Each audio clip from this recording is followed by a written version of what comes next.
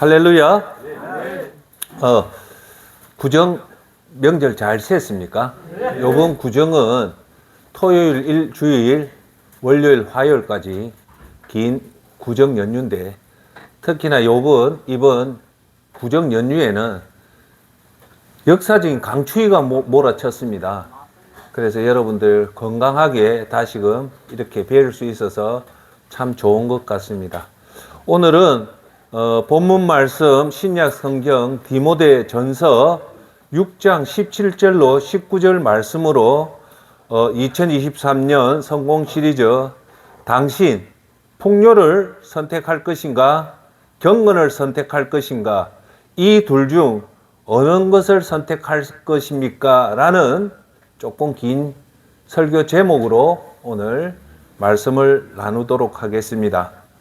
오늘은 연초죠. 연초에 여러분한테 한 번 더 우리의 믿음을 한 번 더 점검해보고 우리가 이 세상에서 살아가면서 오늘도 우리한테 가장 중요한 것이 무엇인가를 오늘도 이 설교를 통해서 한 번 더 점검해보고 그리고 우리가 지금 2023년 한 해 나아갈 방향이 어떤 방향인가 한 번 더 점검해보는 그런 차원을 중점을 가지고 우리가 말씀을 하겠습니다.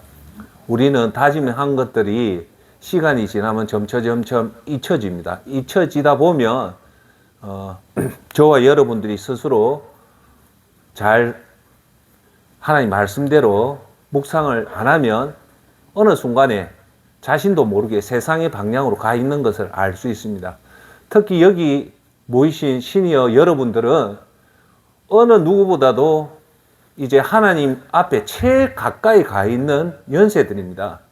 어떻게 보면 최고의 기회인 것 같기도 하고 또 어떻게 믿음이 안 돼 있는 사람들한테는 이제 점점 무서운 시기로 접어드는 겁니다. 오늘 디모데 그래서 오늘 말씀의 가장 핵심 포인트는 처음으로 요한계시록에 대해서 언급을 하는데 요한계시록은 21장부터 22장까지 있는데 오늘은 전체 다를 언급 못하고 요한계시록 20장부터 22장의 핵심 구절을 가지고 돈을 안 쫓는 사람들이 하나님 말씀대로 살면 어떤 유익을 보는지를 오늘 살펴보는데 우리 믿음을 가지는 사람한테는 제일 우선은 우리 한 번 더 점검을 하면 좋을 것 같습니다. 우리가 신앙생활하고 이렇게 믿음 생활하는 목적은 우리가 신앙의 이익을 얻고자 하는 게 아니죠. 그거는 종교인들이고 우리가 오늘 설 연휴를 마치고 이렇게 예수전도센터에 모여 예배드릴 목적은 한 번 더 점검해 보면 우리가 구원을 받았기 때문에 그 구원이 너무너무 큰 선물이기 때문에 우리가 남은 구원받았고 나서 그 다음부터는 그 구원받은 자답게 살기 위해서 오늘 우리가 예배를 드리는 겁니다. 그죠? 예.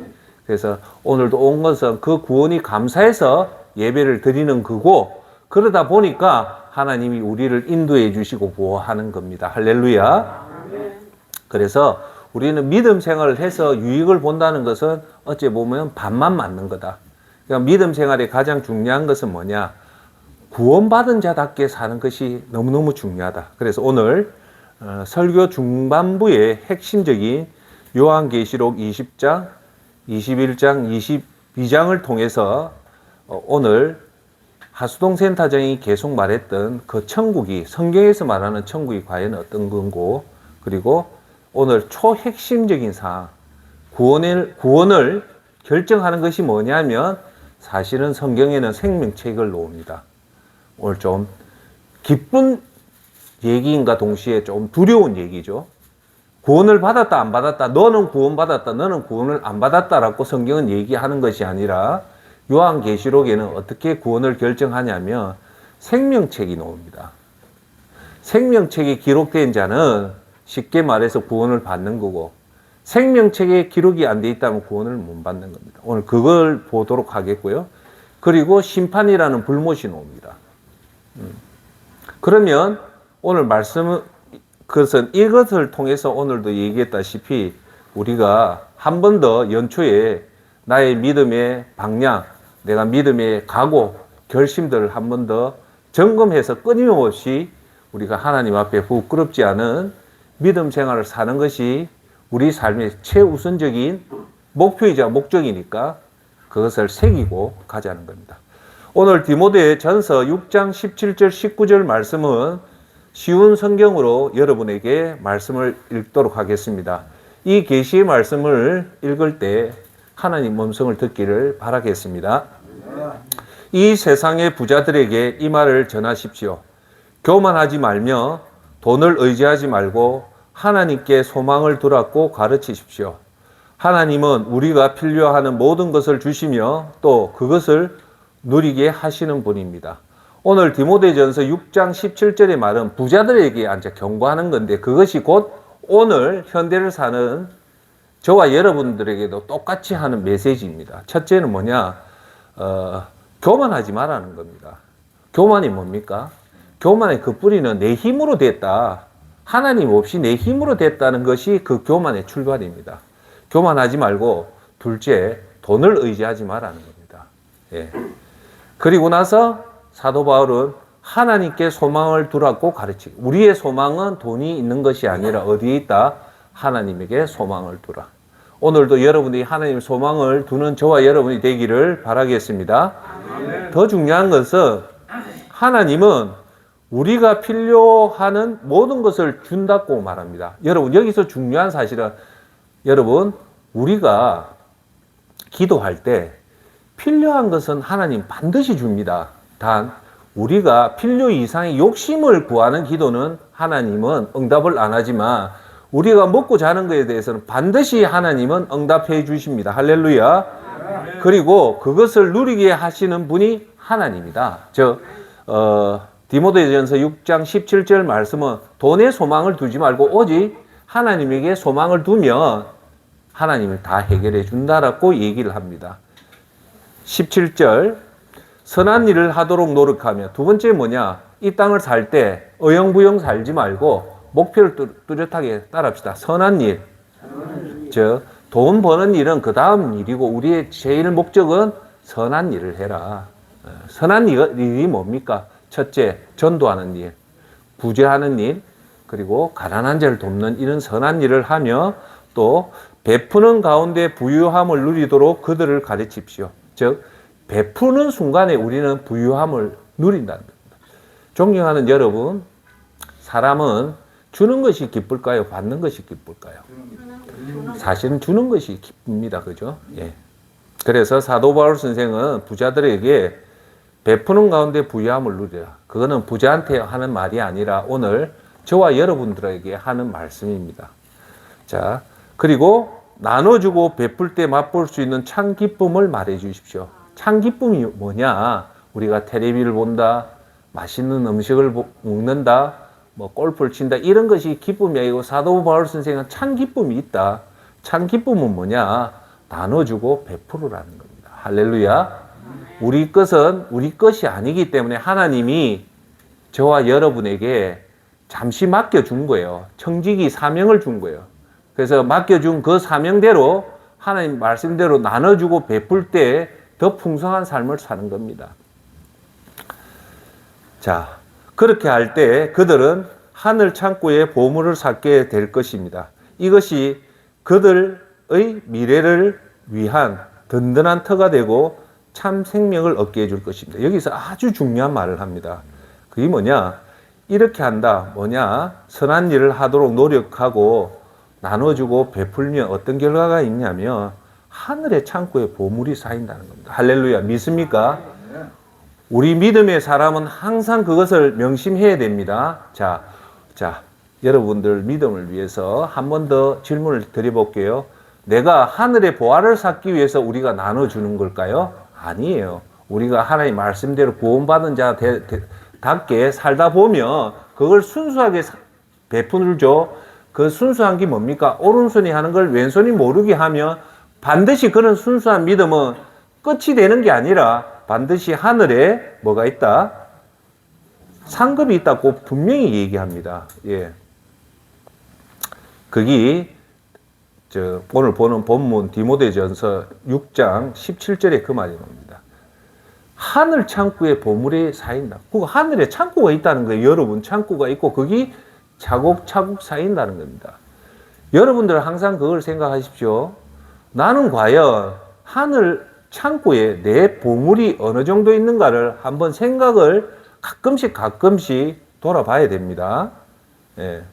이것이 뭡니까? 나눠주고 베풀 때 미래를 위한 튼튼한 터가 된다. 미래를 보장해 준다. 자, 여기 미래라는 것은 앞으로 우리가 닥칠, 여러분들이 닥칠 90, 80이 아니라 이 미래는 천국이든지 지옥이든지 이 둘 중에 하나의 미래에 대해서 튼튼한 기초를 잡아준다는 겁니다. 할렐루야. 예. 아멘. 자, 그리고 참 생명을 얻게 해준다. 참 생명을 얻게 해준다. 예. 요번에요, 구정 연휴 기간에 저한테 한 통의 전화가 왔어요. 어떤 전화냐? 여러분 나이보다 조금 많은 어느 고령의 어떤 분이 늘 사랑해를 위해서 후원을 하겠다는 거예요. 너무 감사한 거예요. 예, 너무너무 감사합니다 하니까 하나만 조건을 달겠대. 가난한 자 위해서 좀 도와주라. 우리는 노숙자를 돕는다. 좋다. 노숙자를 도와라. 남는 거는 당신들 재량에 맡길 테니까 단 하나만 해라. 내 이름을 절대 밝히지 마라. 난 그분이 누군가는 알아요. 근데 절대 밝히지 마라. 왜? 옳은 소리. 내 듣는 순간 제 마음이 환해졌어요. 이 어르신은 정말 믿음의 단추를 잘 끼웠구나. 그 하나 조건만 딱 걸었어요. 이 돈을 절대 당신 늘 사랑에 대해 송금을 하겠지만 절대 이름은 밝히지 마라. 그래서 제가 얘기했습니다. 100만 원 중에 90만 원은 늘 사랑이 돕고 10만 원은 우리 예수전도센터를 좀 도움. 흔쾌히 오케이. 자, 그러면 요번에 추석 때 제가 현장에 있는 현장 실무 담당자로서 우리가 보통 한솥 돈가스 도시락이 시가로 지금 올라서 4,800원 합니다.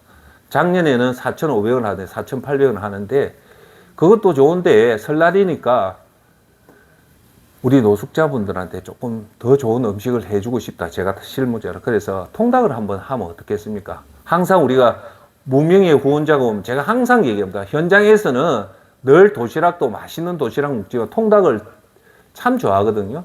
그래서 선생님이 통닭을 하면 어떻겠습니까? 오케이. 그래서 통닭 40마리 하고 코카콜라, 통닭에는 또 콜라가 딱 제격이거든요. 통닭 40마리, 콜라 40마리를 해서 요번에 요번 화요일이죠.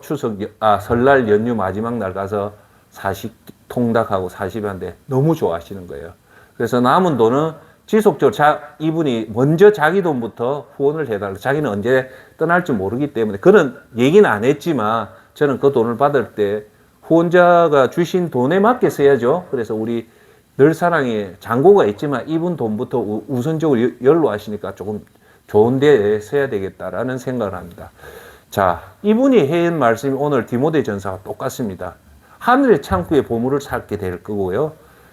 그분을 위해서 미래의 튼튼한 터가 되고 참 생명을 얻게 해줄 겁니다. 할렐루야. 너무 참 잘하신 일이고 그거 합니다. 자, 여러분 오늘 한 번 더 우리 생각해 봅시다. 우리가 천국에 돈을 들고 못 가잖아요. 왜?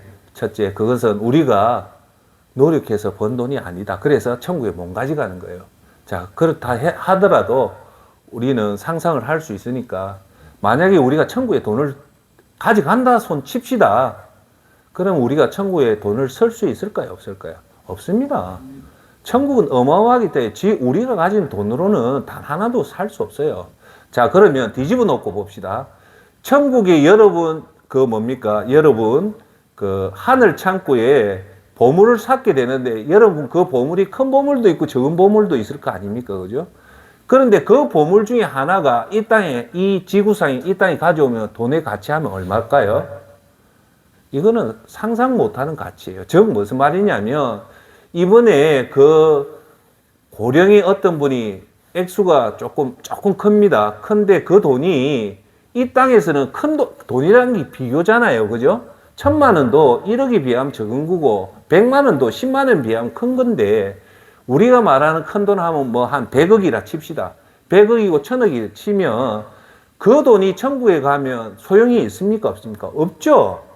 반면에 100만 원이든 10만 원이든 이 땅에서 여러분들이 사용한 돈은 반드시 하수동 센터장이 하는 얘기가 아니라 예수님이 하는 얘기입니다. 하늘나라에 상급이 분명히 있다거든요.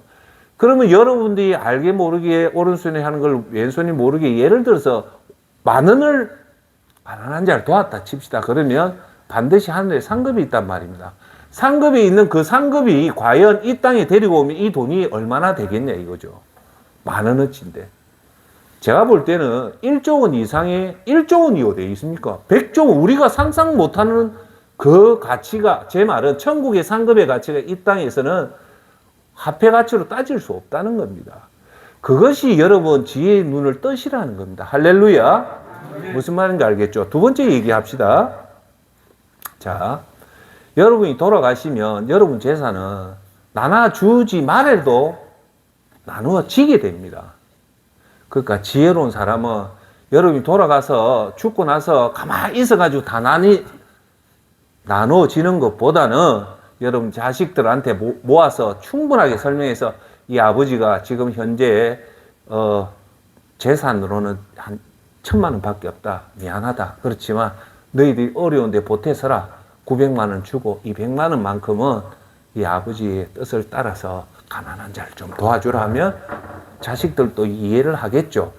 내가 1,000만 원 가지고 있으면 자식들한테 한 푼도 안 주고 가난한 자 도우면 자식이 섭섭해할 거 아닙니까? 그래서 자식한테 어느 정도는 주고 나머지는 다 줄 수는 없고 너도 이해를 해라 하면서 그렇게 지혜롭게 이 땅을 떠나기 전에 하는 것이 유언입니다. 사람들은 우리 대한민국 사람 죽기 전에 임박해서 유언을 남기는데 지혜로운 사람은 죽기 전에 훨씬 전에 미리 1년마다 그런 유언을 준비를 하시고 항상 천국을 생각하면서 살아가는 저와 여러분이 되기를 바랍니다. 여러분 지혜로운 사람은 누구냐면 예수님 말씀대로 사는 사람입니다. 왜 예수님 말씀대로 사는 사람이 지혜로운 사람이냐면 즉 오메가 포인트 즉 저 끝을 보고 살아가는 사람입니다. 예. 여러분 그걸 항상 명심해야 됩니다. 우리들은요 오늘만 살기 아니죠. 인정하시죠? 오늘 한번 점검합시다. 그런데 오늘 사실은 우리 생각 오늘만 집착하잖아요. 우리는 1년만 살 것도 아니에요. 또한 10년만 살 것도 아닙니다. 조금 생각을 넓혀 봅시다. 그러면 우리가 이 땅만 사는 거냐? 아니에요. 우리가 생각을 넓혀 보면 결국은 이 땅을 떠나고 영원한 삶을 사는데 그것이 오메가 포인트입니다. 오메가가 뭐냐? 최종 끝의 포인트를 오메가라 하거든요. 그래서 요한계시록에 하나님을 뭐라고 얘기하냐? 알파와 오메가랍니다. 알파는 맨 처음, 오메가는 맨 끝을 그거 하는 겁니다. 자, 그래서 우리 지혜로운 사람 오늘 여러분들은 항상 가만히 있으면 그걸 모르는데 오메가 포인트를 잡아야 돼요. 그 오메가 포인트가 뭐냐? 이 땅을 떠나서 천국 앞에 살 때를 그걸 항상 가슴에 두고 살아야 되는 겁니다. 자, 그렇게 되면 이게 왜 중요하냐?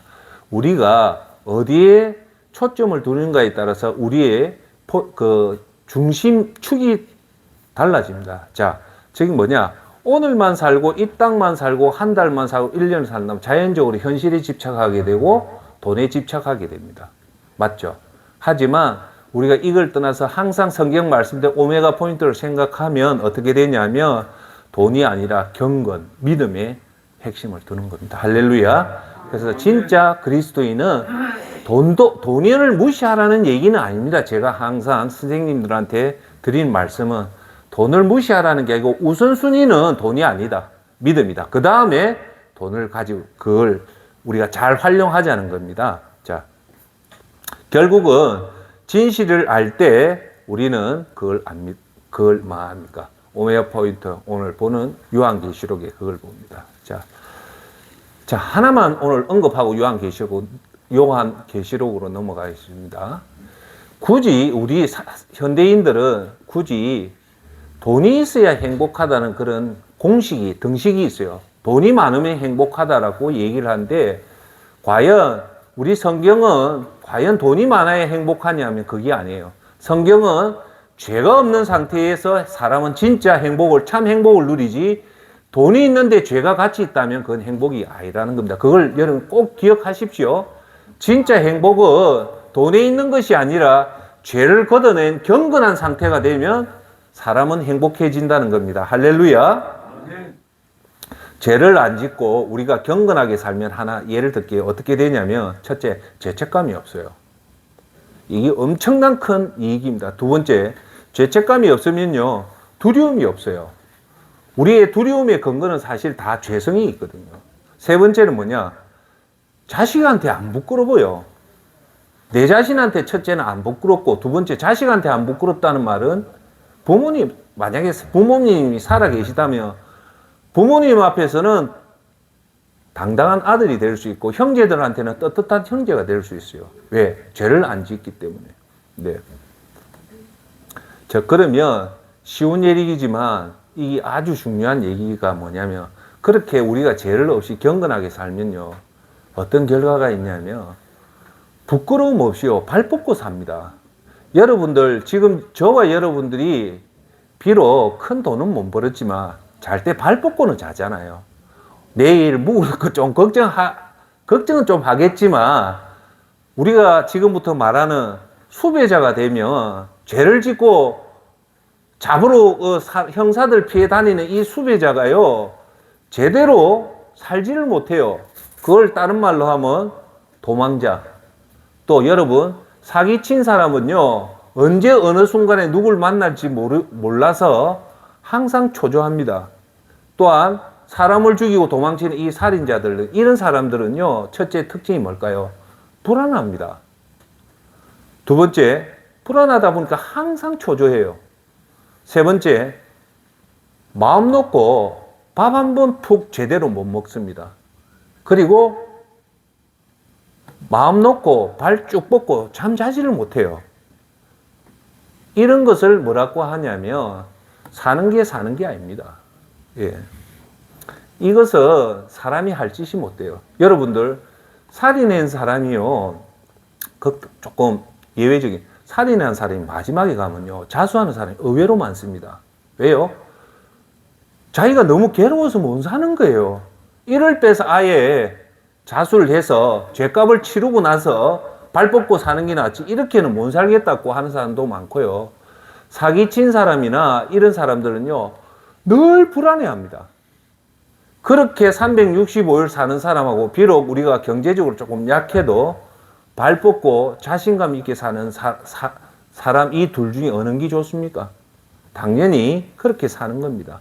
요번에 제가 유튜브에서 그걸 봤는데 그게 뭐냐면 중국은 우리나라는 지금 사형 제도가 있지만 사형 집행을 안 한 지 몇 년이 된 거 압니까? 대략 25년이 흘렀어요. 그러니까 사형을 허용한 나라지만 사형 집행을 지금 25년 동안 밀어놨기 때문에 지금 우리나라에서는 사형제를 폐지하자는 게 지금 공론화돼 가고 있습니다. 그 사형을 선고해도 사형 집행을 안 하는 게 지금 우리나라 김영삼 정부 때 사형을 한번 마지막으로 시행했고 그 이후로부터는 그 다음 대통령부터 김대중 대통령 그 다음 대통령은 사형을 안 했어요.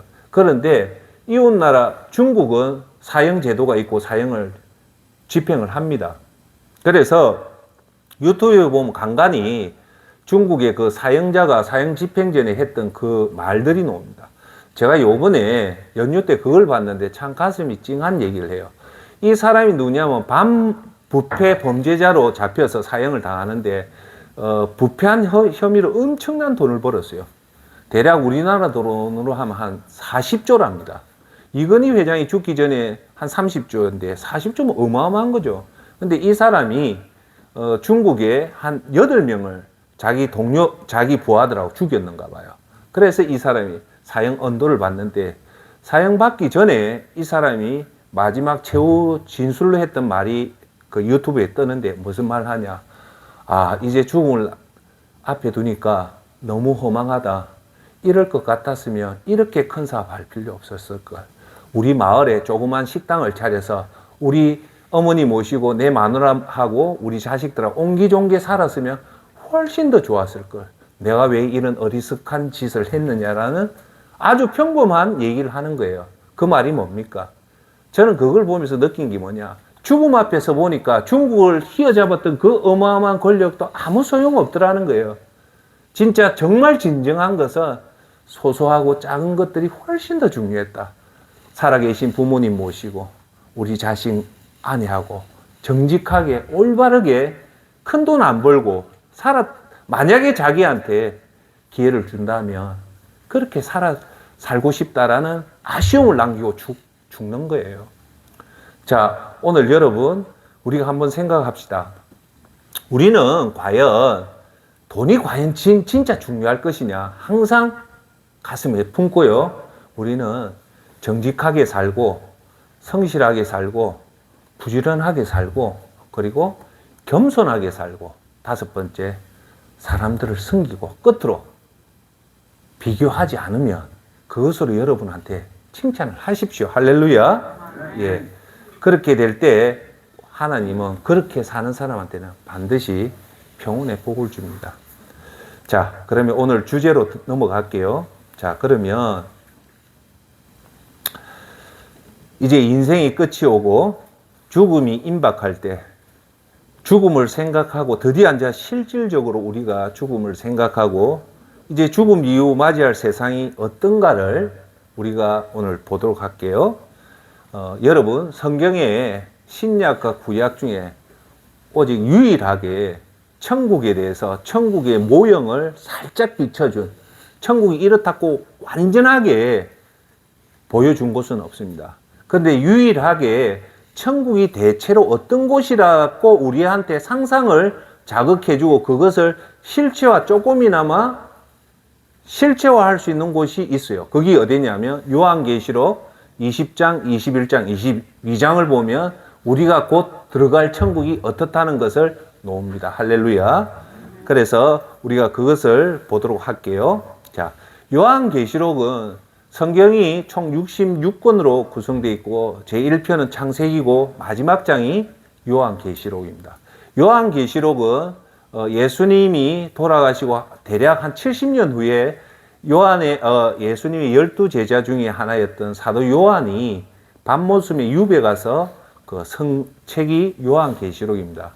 이 요한계시록은 어떤 내용이냐면 여러분들 다 알죠. 요한계시록 하면 인간의 끝에 심판의 날 때 어떤 심판이 오냐 무시무시한 얘기들이 많잖아요. 그런데 저는 요한계시록을 좀 색다른 시각으로 봅니다. 왜냐하면 우리 예수님 믿는 사람은 요한계시록의 그 심판을 다 피해가고 설령 안 피해간데도 우리의 끝은 이 세상이 아니고 죽음 이후에 맞이하는 세상이고 그 죽음은 그렇게 두려운 것이 아닙니다. 그런 시각으로 보면 요한계시록이나 다니엘의 어떠한 심판이 와도 우리는 그렇게 무서워할 필요가 없어요. 할렐루야. 그래서 사도 요한이 그때는 엄청난 핍박의 시대였어요. 그 당시 때 요한이 이 계시록을 쓸 시점이 로마 시대였고 로마 시대 중에 최악으로 기독교를 박해하던 최정점이 그때였어요. 그때 여러분 잘 아시는 로마 황제 네로가 있었던 때입니다. 그래서 사도 바울 요한이 밤모섬에서 섰던 목적은 뭐냐? 소아시아 7교회, 쉽게 얘기할게요. 터키에 가면 7교회가 있어요. 거기 우리나라 성경으로 하면 소아시아 7교회인데 터키에 있는 7교회에 사도 요한이 메시지를 보내는 게 바로 요한계시록입니다. 주제는 뭐냐? 너희들이 정말 힘들 거다. 힘들지만 믿음을 꼭 지켜라. 그러면 요한계시록에 나오는 21장, 22장, 20장, 21장, 22장 이런 진짜 세상이 열리니까 믿음을 굳게 지켜라는 뜻이 그겁니다. 할렐루야. 네. 그래서 그 부분에 대해서 우리가 항상 명심을 하고 그래서 보도록 할게요. 요한계시록의 저술 목적은 결국은 희망이에요. 너희들이 지금 핍박을 받지만 끝은 해피엔딩으로 끝날 것이다. 우리 인생은 처음도 중요하지만 처음보다 훨씬 더 중요한 게 뭘까요? 끝 마무리를 잘해야 됩니다. 그럼 우리 인생의 믿음을 지키면 우리가 마지막으로 가는 그곳이 어떤 건가를 살짝 커튼을 잠시 열었다가 딱 닫는 그 부분이 요한계시록 20장, 21장, 22장입니다. 요한이요, 밤모섬의 유배를 가서 환상 중에 하나님의 계시를 봅니다. 그 계시를 빨리 받아 적은 글이 바로 요한계시록입니다. 그 요한계시록은 이제 뭐 적그리스도하고 많은 얘기 있지만 오늘 주제는 요한이 마지막에 천국을 보는 그 장면부터 지금 말씀을 드릴게요. 이것을 읽는 목적이 뭘까요? 돈을 선택할 것이냐, 믿음을 선택할 것인가를 항상 가슴에 두고 지금부터 읽는 것은 하나님의 말씀이기 때문에 여러분들을 말하는 설화도 아니고 지어진 얘기도 아니고 신화도 아닌 앞으로 바로 반드시 닥칠 현재 상태입니다. 요한계시록 20장 11절부터 15절을 읽도록 하겠습니다. 또 내가는 누구냐면 요한입니다. 또 내가 크고 흰 보좌와 그 위에 앉으신 이를 보니 하늘과 땅이 그 앞에 피하여 간데 없더라. 요한이 이제 하나님 앞에 딱 섰다는 거예요. 하나님 앞에 서니까 자기가 볼 수 있는 것은 하나님 앞에 하얀 보좌가 보이더라는 겁니다. 그 앞에 가니까 이 땅에 뭐가 없다? 땅과 하늘이 하나님 앞에 없어졌더라는 거예요. 12절. 또 내가 보니 죽은 자들이 큰 자나 작은 자나 죽은 자들 중에 큰 자나 작은 자나 권력이 있었던 자나 권력이 없었던 자나 그 보좌 앞에 서 있는데 그 보좌는 뭡니까? 하얀 하나님 보좌인데 그게 뭐냐? 심판입니다. 하나님 보좌 앞에 왜 서 있을까요? 그냥 이름 불렀고 서 있는 게 아니죠. 그 다음 구절에 보면 이제 심판이 나옵니다. 심판은 하수동 센터장이 계속 하는 말은 다시 한 번 더 얘기할게요. 하수동 센터장이 하는 얘기가 아니에요. 요한계시록 그대로 놓는 겁니다. 자, 보십시오. 그 보좌 앞에 서 있는데 심판을 하려고 서 있습니다. 그 다음 말을 주목해 보십시오. 책들이 펴 있고 갑자기 책이 나와요.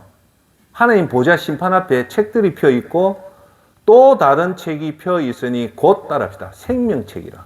책이 있는데 그 중에 뭐가 펴 있는데 그게 뭐냐? 생명책이라는 겁니다. 따라합시다. 생명책. 이게 무서운 거예요. 이게 무서운 거예요. 그 다음 책 앉아 생명책이 뭔가가 그 다음 구절에 나와요. 죽은 자들이 자기 행위를 따라 책들에 기록된 대로 심판을 받으니라고 나옵니다. 뭐요? 자기 행위대로 기록되어 있다는 거예요. 생명책이 기록되어 있어가지고 그 심판의 근거는 뭐냐? 생명책에 기록된 여러분들의 행위대로 그 행위에 의해서 심판을 받는다는 겁니다. 이해되세요? 조금 이따 말씀드리겠습니다. 13절. 바다가 그 가운데에서 죽은 자들을 내어주고 또 사망과 엄부도 그 가운데서 죽은 자들을 내주매 각 사람이 자기 행위대로 심판을 받고 여기 나오잖아요. 13절. 뭐대로 심판을 받는다? 자기 행위라는 겁니다. 여기서 중요한 것은 여러분 반드시 알아야 될 건 그 행위는 무슨 행위일까요? 여러분 두 가지입니다. 첫째, 여러분이 부모한테 태어나서 이 땅을 떠나는 순간에 했던 모든 말. 두 번째, 여러분들이 그 부모에게 태어나서 하나님 앞에 떠나는 날까지 했던 모든 행동, 요 두 가지인데 거기다 하나만 덧붙이면 더 중요한 건 뭐냐? 동기입니다. 동기예요. 동기라는 말은 절대 못 피해간다는 거예요. 여러분이 무슨 동기로 그 말을 했는지, 무슨 동기로 그 행동을 했는지를 하나님은 정확하게 보겠다는 거예요. 자, 우리가 여기서 하나만 여러분 이해를 돕기 위해서 얘기를 하겠습니다. 우리가 선한 행동을 했단 말입니다. 그런데 선한 행위의 동기가 내 이름을 나타내고 예수님은 저쪽 가고 내 이름을 나타내고 내가 매스컴에 나오고 내가 박수를 친다는 그 동기하고 오른손이 하는 걸 왼손이 모르게 예수님에게 구원받았기 때문에 그 구원에 감격해서 예수님 계명을 지키는 동기 있을 때 어느 동기가 진짜 동기일까요? 후자죠. 그 동기를 본다는 것은 정확하게 안 돼요. 근데 사람들은 그 동기를 알아낼 수 있을까요? 없을까요? 없습니다. 여러분, 세상 법정이 왜 불완전한가 합니까? 저는 민사소송을 해본 사람입니다. 세상 법정의 판결의 기준은 증거 위주입니다. 증거에 의해서 유죄와 누가 이겼다 누가 졌다는 밝혀주거든요. 만약에 증거가 조작되면 재판에서 못 이겨요. 그래서 세상 재판은 절대 완벽하지 않습니다. 그래서 여러분 법원에 가면 그 말이 맞다는 말이 절로 나옵니다. 그 말이 뭐냐? 유전 무죄, 무전 유죄라는 말이 뭐냐? 돈이 많으면 유죄도 무죄가 되고 돈이 적으면 무죄도 유죄가 된다는 말입니다. 그 말이 뭐냐? 여러분 쉽게 말해서 정관예우랄까 부장판사가요 퇴직해서 놓아가지고 변호사 하면요 1년 동안 이분한테 맡겨 웬만한 거는 다 처리됩니다. 그 말이 뭘까요? 세상의 법정은 완벽하기도 하지만 허점이 너무 많다는 거예요. 왜? 그것이 동기가 아니라 증거를 보기 때문에 사람을 얼마든지 재판도 속일 수가 있고 법령에 따라서 들어가서 어떤 법령을 채택하느냐 그 채택하는 변호사가 어디 출신이냐에 따라서 소송이 갈라집니다. 하지만 하나님 앞에 서면 여러분들의 모든 행위들이 다 기록된 생명책에 그 속에는 여러분의 동기가 있기 때문에 지금이라도 말 조심해야 되고 지금이라도 함부로 행동하시면 안 됩니다. 이거는 여러분한테 드리는 성경이 하는 말입니다. 자, 14절. 사망과 엄부도 불못에 던지지니 이것이 둘째 사망 곧 불못이라. 불못이 뭡니까? 지옥이라는 겁니다. 여기서 지옥이 무슨 못요? 불못이라는 겁니다. 자, 15절. 요한계시록 20장 15절. 누구든지 생명책에 기록되지 못한 자는 불못에 던지느니라. 이게 무슨 말이에요? 이게 심판이에요. 그러면 불못에 던져진다는 말은 다른 말로 하면 여러분 알다시피 이 지옥이죠. 그러면 지옥에 가는 거기 어떤 근거로 가냐면 다른 게 아니에요. 생명책에 여러분이 생명책에 여러분 이름이 기록되지 않은 자는 모두 다 어디로 간다? 불못에 들어간다는 겁니다. 그러면 우리가 구원을 받는다는 말은 또 다른 말로 하면 뭐냐? 더 정확한 말로 하면 천국에 여러분의 생명책에 이름이 기록되어 있는가 안 되어 있는가 그걸 봐야 되는 겁니다. 할렐루야. 그런 의미에서 제가 간증을 하면 저는 항상 이 생명책에 과연 내 이름이 기록되어 있나 안 되어 있냐면 왜? 이것이 너무너무 중요하기 때문에 저는 가끔씩 봅니다. 내가 진짜 구원받은 자인가 안 받았는가. 그것은 저뿐만 아니라 여러분들도 항상 점검을 하셔야 됩니다. 왜일까요? 그건 그만치 너무너무 중요한 사항이기 때문에 그렇습니다. 우리가 이 땅에 사는 목적은 딱 하나밖에 없어요. 생명책에 기록되어서 진짜 세상에 가서 살기 위해서 이 땅에 잠시 있다는 세상에 시험에 들지 않고 예수님 구원의 그 간격에 힘입어서 우리가 예수님 말씀대로 사는 거예요. 할렐루야. 아멘. 요한계시록 21장 1절부터 8절까지 또 읽고 마지막 27절을 읽을게요. 이때부터는 이제 천국 묘사가 나옵니다. 한마디로 얘기하면 천국은요, 뭐가 없을까요? 죄가 없습니다. 죄가 없으면 죄로 파생되는 우리의 느끼는 나쁜 감정들이 다 없어지는 거예요. 21장 천국이 이제 모형이 21장 22장이 나오는데 21장부터 읽게요. 1절. 또 내가 새 하늘과 새 땅을 보니 이 앞에 뭐가? 새로운 거예요. 전혀 뉴. 지금 보는 세상하고 전혀 다르다는 거예요. 새 하늘과 천국에 가니까 하늘도 있고 땅도 있다는 거예요. 보니 처음 하늘과 처음 땅이 없어지고 바다도 있지 않다. 바다도 없고 우리가 보는 이 세상이 아니고 전혀 다른 하늘과 땅이 있더라는 거예요. 2절. 또 내가 보매 거룩한 성 새 예루살렘이 하나님께로부터 하늘에서 내려온다. 새로운 천국이 누가 만드는? 하나님 만드는데 그게 사도 요한이 보니까 새 예루살렘 같더라. 그것이 어디서부터 온다? 땅 밑에서 솟아난다. 바다에서 떠오른다가 아니라 하늘에서부터 내려온다는 겁니다. 네. 그 준비한 것이 신부가 남편을 위하여 단장한 것 같더라. 즉 사도 요한이 보니까 이 새 예루살렘이 엄청나게 잘 준비되어 있는 것처럼 보이더라는 겁니다. 자, 3절. 내가 이르니 보좌에서 큰 음성이 나서, 보좌에서 큰 음성이 누굽니까? 하나님 음성이겠죠. 이르되 보라, 하나님의 장막이 사람들과 함께 있음에 하나님이 그들과 함께 계시리니, 하나님이 이제 누구와? 우리와 함께 계신다는 겁니다. 그들은 하나님의 백성이 되고 하나님은 친히 그들과 함께 계셔서라는 말이 나와요. 여기서 우리가 알 것은 하나 중요한 사실은 천국 가면 성전이 없어진다는 거예요. 지금은 성전이 있잖아요. 우리가 성전이고 우리가 모인 이 교회지만 천국에 성전이 없대요. 왜 없을까요? 왜? 여기 보시니까 3절에 보니 하나님이 그들과 함께 있기 때문에 성전이 있을 필요가 없어요. 무슨 말인가 알겠죠? 하나님이 우리와 함께 있는데 굳이 성전이 있을 필요가 없기 때문에 천국에는 성전이 없는 겁니다. 자, 4절. 이제 천국이 어떻냐? 모든 눈물을 그 눈에서 닦아 주시니 다시는 사망이 없고 애통하는 것이나 곡하는 것이나 아픈 것이 다시 있지 아니하리니. 여기서 중요한 겁니다. 첫째, 눈물이 없다는 거예요. 눈물은 뭡니까? 슬픔이죠. 그죠? 우리가 뭐 기뻐서 흘리는 눈물도 있지만 우리가 통상적으로 눈물을 흘린다는 것은 슬퍼서 흘린데 그 슬픔의 그 근원은 죄하고 관련이 있거든요. 부모가 죽으면 울잖아요. 그러면 부모가 왜 죽습니까? 죄의 결과로 병이 걸려서 죽잖아요. 그래서 우리가 눈물이 나는 거고, 두 번째, 죄가 없으니까 자연적으로 이제 사망이 없다는 거예요. 우리 이 땅에는 모든 사람이 죽잖아요. 죽는 이유가 뭡니까? 병들어서 죽는 것이 아니라 죄에 의해서 죄의 삭선 사망이기 때문에 그래서 죽는데 그 죽는 과정이 병을 통해서 죽는 거예요. 그리고 애통하는 것이나 곡이라는 말은 뭐냐? 사람이 죽으면 곡하잖아요. 예? 애통하는 것도. 그럼 사람이 죽는 게 없으니까 천국 그 자체는 애통하는 것이나 곡이라는 그것이 없다는 거예요. 자, 여기서 더 중요한 것은 아픈 것이 없다는 거예요.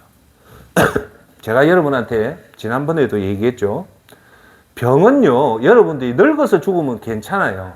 문제는 우리가 늙어서 병들어서 죽기 때문에 병의 고통이 어마어마하게 아픈 거예요.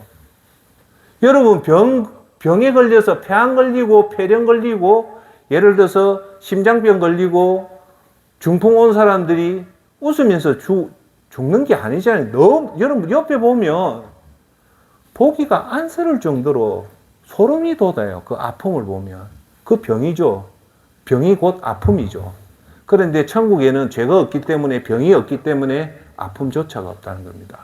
아시겠습니까?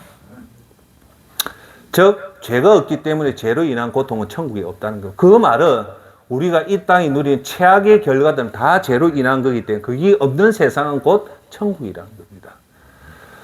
처음 것들이 다 지나갔습니다. 처음 것들이 뭡니까? 이 세상에 있는 것들이 다 지나갔다는 말은 이 세상에 있던 죄에 관련된 모든 것도 다 지나간다는 겁니다. 잘 기억하십시오. 5절. 보좌에 앉은 이가 이르시되 보라 내가 만물을 새롭게 하노라 하시고 또 이르시되 이 말은 신실하고 참되니 기록하라 하시고라 말씀에 5절에 보면 내가 만물을 새롭게 했다는 말은 뭘까요? 만물을 새롭게 창조할 때는 그때는 이제 죄를 빼냈기 때문에 새로운 세상이 진짜 열린다는 겁니다. 자, 6절. 또 내게 말씀하시되 이루었도다. 여기 나옵니다. 나는 알파와 오메가요 처음과 마지막이라.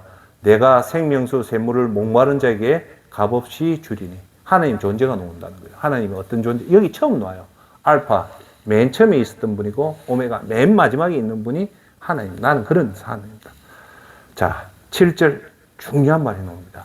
여기서 이기는 자. 자, 이기는 자는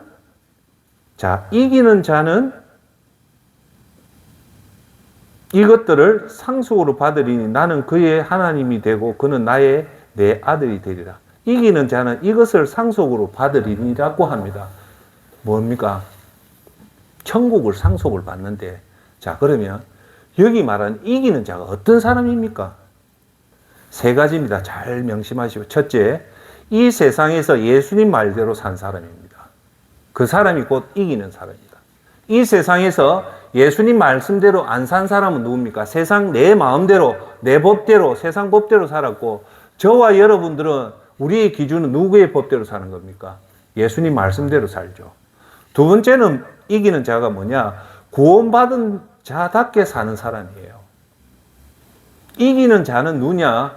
구원을 받았는데 그 구원의 가치가 너무너무 소중하기 때문에 그 구원을 소중히 여기고 구원받은 자답게 말도 조심하고 늘 성령의 충만함에 노력하고 선교하고 전도하고 구제하고 오른손이 하는 걸 왼손이 모르게 하고 남을 나보다 더 높게 여기고 그들을 섬기는 사람, 그 사람이 구원을 받은 자와 구원받은 자답게 사는 사람. 끝으로 세 번째는 뭐냐?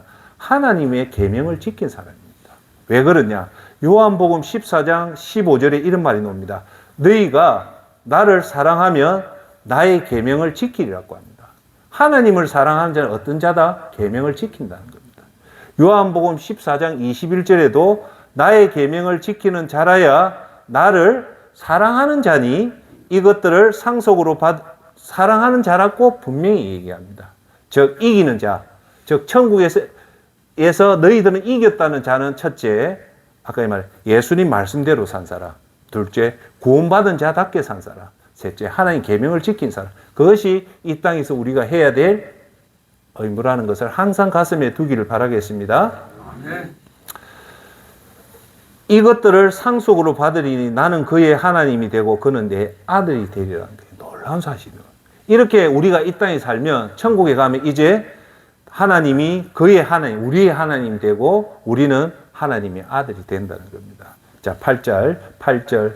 그러나 지금부터 보십시오. 요 세 가지를 안 지킨 자가 이제 구체적으로 나옵니다. 두려워하는 자들과 믿지 아니하는 자들과 세 번째 흉악한 자들과 살인하는 자들과 음행하는 자들과 점술가들과 우상 숭배하는 자들과 거짓말하는 모든 자들은 여기까지 나왔죠. 이 사람이 뭡니까?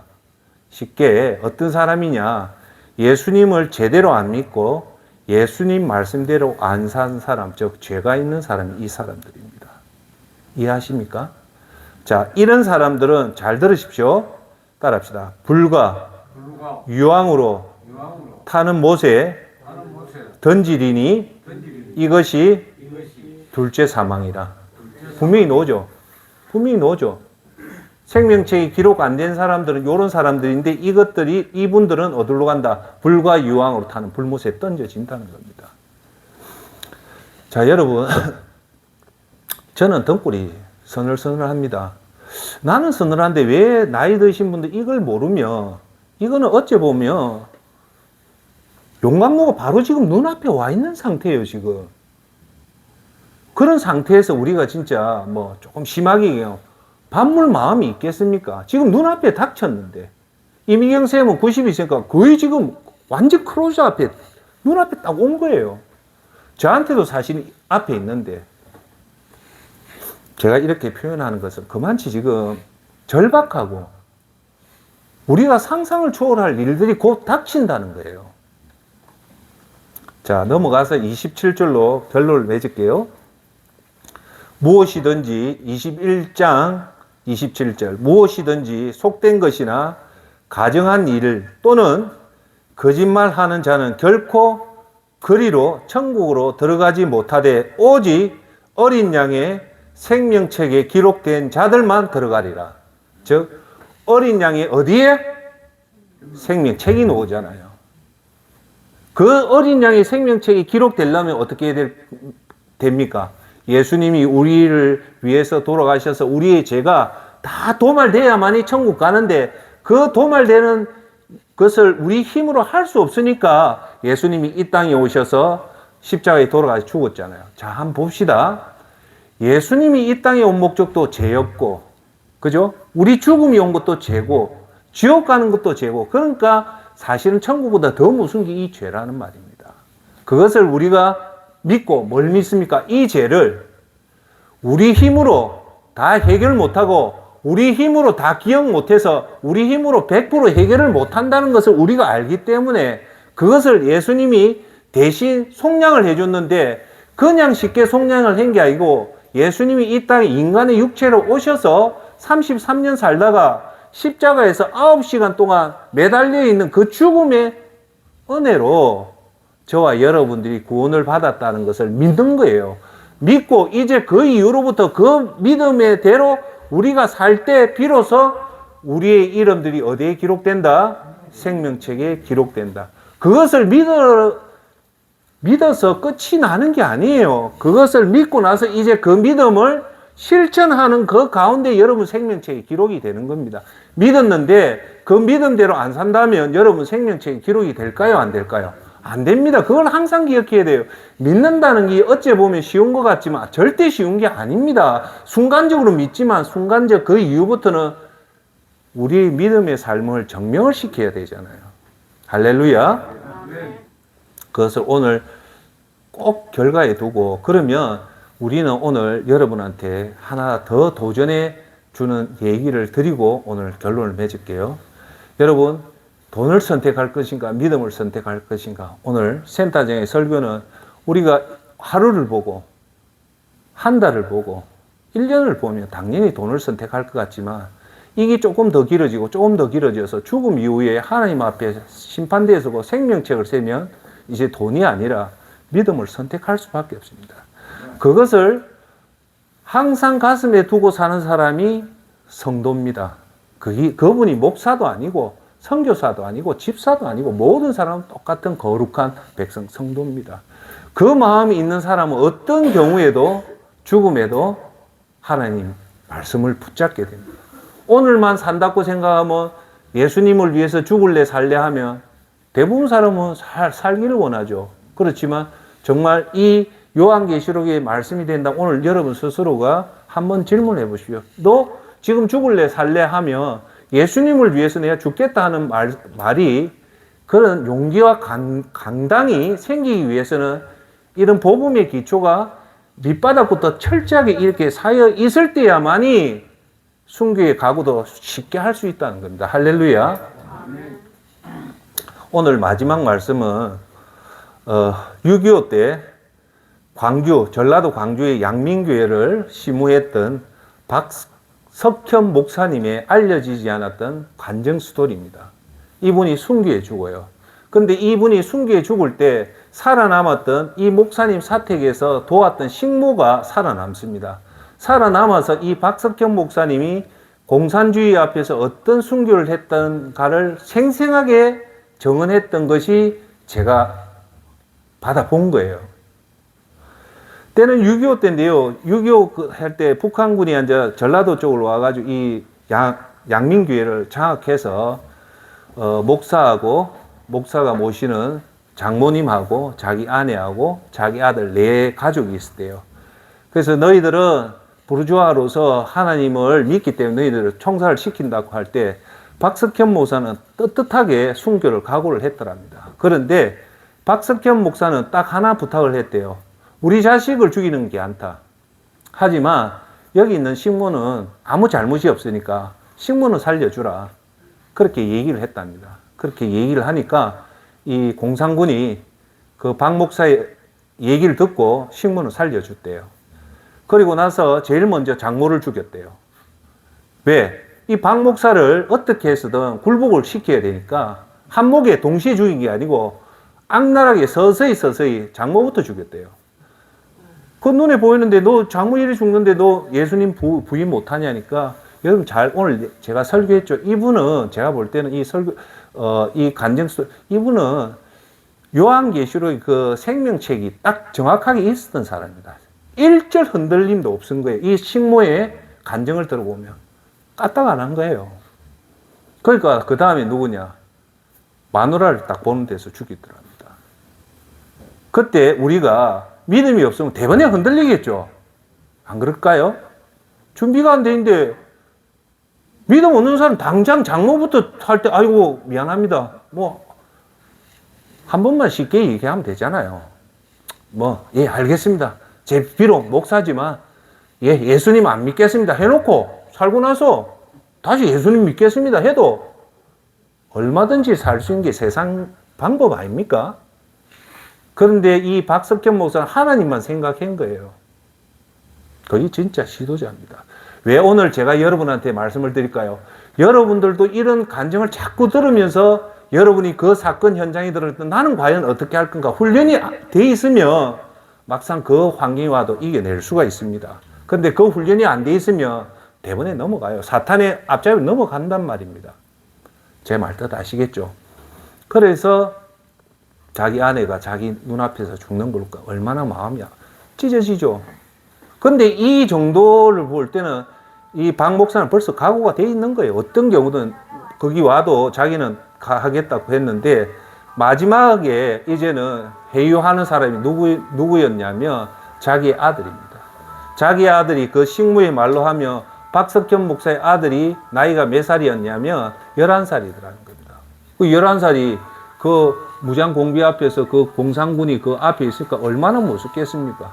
그래 아들이 그 죽음 앞에서 발발발발 떨고 있으니까 처음으로 박 목사가 그래 가더랍니다. 가서 그 식무의 정언에 의하면은 그 박 목사가요 아들의 머리를 안수를 하면서 꼭 안아주면서 한마디를 했대요. 아들아, 잠시 후 하늘나라에 가면 방금 떠났던 할머니도 만나고 엄마도 만나고 한다. 무서워하지 말라면서 아들을 안아줬대요. 이분은 다시 한번 얘기하자면 박 목사는 벌써 준비가 돼 있었던 사람입니다. 여러분 손양훈 목사도 순교할 때 그걸 모습들을 보면 다 준비가 돼 있었고 주기철 목사도 천국 사상이 딱 밑에 깔려 있었고 준비가 되었던 사람입니다. 그러니까 죽음 앞에도 초계같이 준비를 한 거예요. 제가 일전에 말했던 북한에서 순교했던 아버지가 두려우니까 그 어린 아들이 아버지 겁내지 마십시오라고 했던 얘기가 그게 진짜 믿음입니다. 그래서 결국은 박 목사 앞에 장모님 죽고 자기 아내 죽고 그 피덩어리 같은 그 사랑한 아들이 죽고 나서 마지막으로 박 목사가 마지막으로 공산군한테 한마디를 했대요. 나 죽는 건 귀찮다. 이제 죽기 전에 꼭 하나만 더 부탁드리자. 뭐냐 하니까 찬송가 한 곡 부르고 죽고 싶다는 거예요. 그 뭐냐? 그게 방금 우리가 불렀던 445장 태산을 넘어 헌곡이거든. 그걸 딱 장렬하게 부르고 따뜻하게 순교를 했다는 겁니다. 그 사실이 이 식모를 통해서 밝혀진 거예요. 여러분, 우리가 세상의 기준을 두면 이 죽음이 참 어리숙한 죽음 같고 비참한 죽음 같게 보입니다. 세상 눈으로 보면. 그런데 믿음의 눈으로 보고 오늘 요한계시록의 이걸 보면 이 죽음은 최악입니다. 제가 끝으로 하나만 더 얘기할게요. 여러분, 순교는요, 그 죽는 순간은 대부분 순교는 순간적으로 죽어요. 맞죠? 하나 오늘 여러분한테 좋은 얘기를 하나 할게요. 순교 안 하고 우리가 병으로 죽으면 이 순교의 그 고통이 클까요? 병으로 죽는 고통이 클까요? 병으로 죽는 고통이 훨씬 더 큽니다. 순교는요, 순간입니다, 순간. 순간 딱 끝나고 나면 곧바로 천국입니다. 왜요? 하나님이 끝까지 나를 위해서 믿음을 지킨 자는 하나님이 반드시 하나님 지켜줍니다. 우리 인간의 생각으로 하면 순교가 비참하고 무서운 것 같지만 진짜 생각을 더 깊게 들어가 보면요, 순교는요, 복 중에 최고의 복입니다. 우리가 순교 안 하고 죽으면 어떻게 죽을까요? 대부분은 병으로 죽어요. 병으로 죽으면 최소한요, 2달, 3달, 길게는 1년, 2년 병실에서요, 산소 호흡기 끼고, 그걸 뭐랍니까? 연명해서 사는 겁니다. 저와 여러분, 우리는 언젠가는 한 번은 반드시 죽습니다.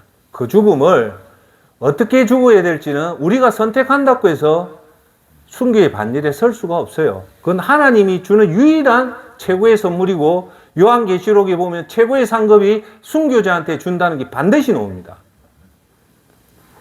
제가 오늘 마지막으로 했던 얘기가 오늘 설교의 주제가 뭔가 풍요를 선택할 것인가 경건을 선택할 것인가 라고 얘기를 했습니다.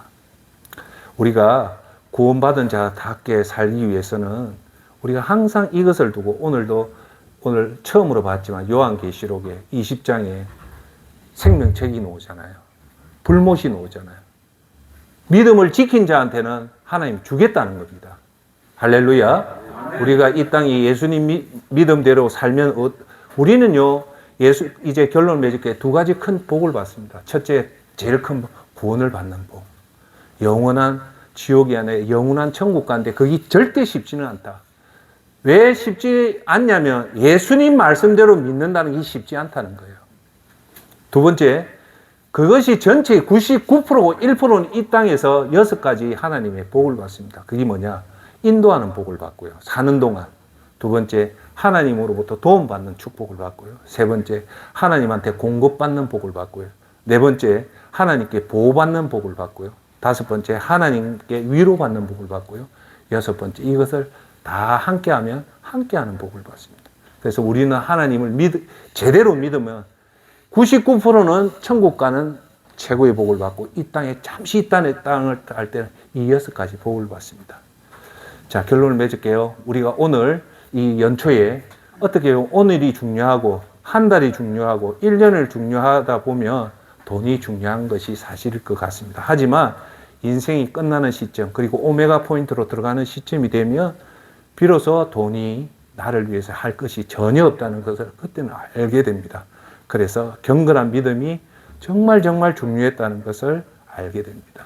오늘 결론은 지혜로운 사람은 이 땅만 사는 것이 아니라 죽음 이후에 있는 오메가 포인트를 보고 반드시 오늘 성경에 우리한테 불경건한 말을 하면 장난치려고 하는 거 아닙니다. 정확하게 불못이 있고 생명책에 어린 양의 생명책에 여러분 이름이 기록되어 있는 그런 자야만이 천국을 들어간다는 그 사실을 알고 올 한 해도 이제 남아있는 것도 예수님 말씀대로 정말 열심히 살면 6가지 축복과 하나님 앞에 가는 순교할 때 그 순간에 끝나고 천국 가잖아요. 즉 뭐냐?